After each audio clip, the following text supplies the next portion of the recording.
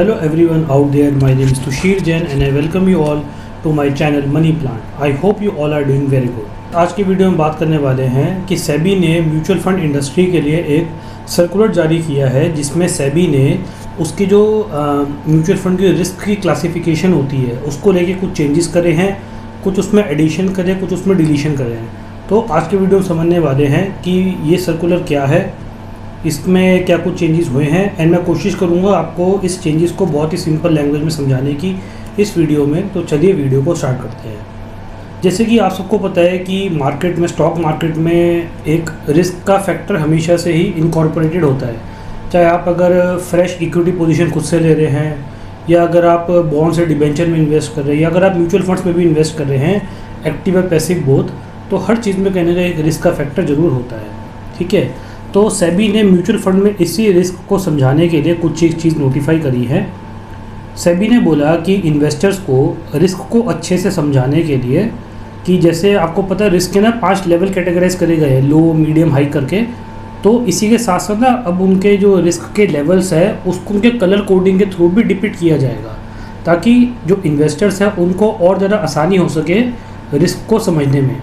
ठीक है, सेबी ने कहा कि रिस्क डिस्क्लोजर को स्टैंडर्डाइज करने के लिए, जाके रिस्क का डिस्क्लोजर हर एक का फॉर्मेट सेम हो हर म्यूचुअल फंड कंपनी का, एंड इन्वेस्टर्स की इजी अंडरस्टैंडिंग के लिए अब आपको जो आपका एग्जिस्टिंग रिस्कोमीटर है, रिस्कोमीटर मतलब आपका हर महीने पब्लिश किया जाता है। ठीक है, और रिस्कोमीटर को म्यूचुअल फंड की ना एक फंड फैक्ट शीट आती है, एक ये नॉन वॉलंटरी डॉक्यूमेंट होता है जो कि ऑलमोस्ट हर एएमसी जो है मंथली बेस पर प्रोवाइड करती है अपने हर एक म्यूचुअल फंड स्कीम्स के लिए। ठीक है, तो आपके पास जो आपका एग्जिस्टिंग रिस्कोमीटर है उसके साथ साथ आपको कोई भी उसमें अगर चेंजेस हुए हैं तो साइड बाय साइड आपको उन दोनों चेंजेस को बताना पड़ेगा। ये आपका एग्जिस्टिंग है, पूरे एक महीने में या किसी भी पीरियड के दौरान कुछ भी उसमें चेंजेस होते हैं तो चेंजेस को भी आपको कंपैरिजन फॉर्म में दोनों के लिए शो करना पड़ेगा, इन एडिशन टू उनका रिस्क का लेवल और उनका जो कलर कोडिंग है वो भी। ठीक है, और सेबी ने इसमें एक और चीज़ बोली कि रिस्क के चेंज होने के साथ साथ अगर रिस्क के पैरामीटर्स में जिस बेस पे हम रिस्क को कैलकुलेट करते हैं या रिस्क किस बेस पे डिराइव हो रहा है उस पैरामीटर में कोई चेंज होता है या फिर म्यूचुअल फंड स्कीम के जो बेंचमार्क में कुछ चेंज होता है तो उस चेंज को, कोई भी अगर चेंज होता है तो उसको कम्युनिकेट करना ज़रूरी है इन्वेस्टर को बाय वे ऑफ नोटिस और बाय मेल और एसएमएस। ठीक है, या आप नोटिस से कम्युनिकेट कर सकते हैं, एसएमएस से कर सकते हैं, ईमेल के माध्यम से कर सकते हैं। ठीक है, तो चेंजेस को इन्वेस्टर्स को बताना अब सेबी ने कंपलसरी कर दिया है। ठीक है, अब जो आपके एग्जिस्टिंग रिस्कोमीटर के लेवल्स हैं, लाइक आपका low, moderately low, moderately high, high and very high, ये टोटल आपके 5 या 6 प्रकार के जो है इसमें लेवल्स होते हैं। ठीक है, अब इन्हीं के साथ साथ सेबी ने ना इसकी कलर कोडिंग के बारे में बताया है, मैं आपके सामने रीड करके बताता हूँ। जैसे जो हमारे लो रिस्क वाले हैं उसका कलर कोड होगा ग्रीन, लो टू मॉडरेट है तो उसका कलर होगा आयरिश कलर। आप साथ में ये टेबल भी देख पा रहे हैं कलर्स की, यहाँ पे नेम, रिस्क का लेवल, उनके कलर का नेम एंड कलर का जो कोड है वो जो कलर होता है। फिर मॉडरेट रिस्क है तो उसका नियॉन येलो कलर है, मॉडरेटली हाई है तो उसका कलर है कैरेमल कलर, हाई रिस्क है तो उसका कलर है डार्क ऑरेंज, एंड अगर बहुत ही ज़्यादा वेरी हाई रिस्क है तो उसका कलर है आपका रेड कलर। ठीक है, ये टोटल 6 टाइप के कलर्स आ जाएंगे आपके, 5-6 टाइप के जो सेबी ने न्यू नोटिफाई करे हैं।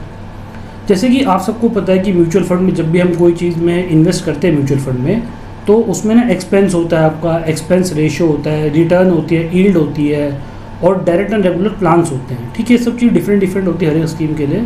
तो सेबी ने कहा है कि हर एक म्यूचुअल फंड कंपनी या हर एक एसेट मैनेजमेंट कंपनी कोई भी मतलब अगर एक्सपेंस या एक्सपेंस रेशियो किसी को भी वो चीज़ फैक्टर डिस्क्लोज करती है तो आप सबके लिए ना एक स्टैंडर्ड फॉर्मेट रहेगा पूरा इंडस्ट्री वाइज, ये नहीं कि कोई एएमसी कोई और फॉर्मेट दे दे, कोई और दे दे, ऐसा कुछ नहीं।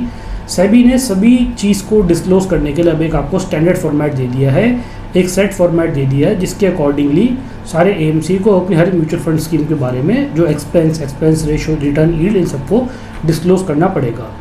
ठीक है गाइस, तो ये था एक सर्कुलर का पूरा ब्रीफ कि क्या सर्कुलर में सेबी और एमफी ने मिलकर चेंजेस करे हैं। अगर मैं वीडियो के अंत में दोबारा सबको समरअप करना चाहूँ तो पहले सेबी ने आपको ये बोला कि आपको अब रिस्क के लेवल के साथ साथ उनकी जो कलर कोडिंग है वो भी देनी पड़ेगी। दूसरा, एग्जिस्टिंग रिस्क के साथ साथ कुछ चेंजेस होते हैं किसी भी रिस्क के लेवल्स में उसको आपको कंपैरिजन फॉर्म में देना पड़ेगा। तीसरा, सेबी ने बोला कि रिस्क के पैरामीटर में कोई चेंज हुआ है, कोई बेंचमार्क में चेंज हुआ, तो उसको आपको इन्वेस्टर को कम्युनिकेट करना पड़ेगा।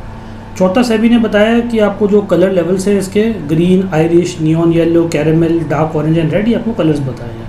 फिर सेबी ने बोला आपके जो expense ratio, expense, yield, return, active plan, passive, direct, regular, जितने भी टाइप के प्लान है उसमें किसी प्रकार का अगर डिस्क्लोजर होता है तो सेबी ने आपको उसके लिए एक स्टैंडर्ड फॉर्मेट दे दिया है, जिसके अकॉर्डिंगली आपको सब चीज़ें इन्वेस्टर्स को डिस्क्लोज करनी पड़ेगी मंथली बेसिस पे। तो गाइज यही था इस वीडियो में। मैं उम्मीद करता हूँ कि वीडियो आपको पसंद आई होगी।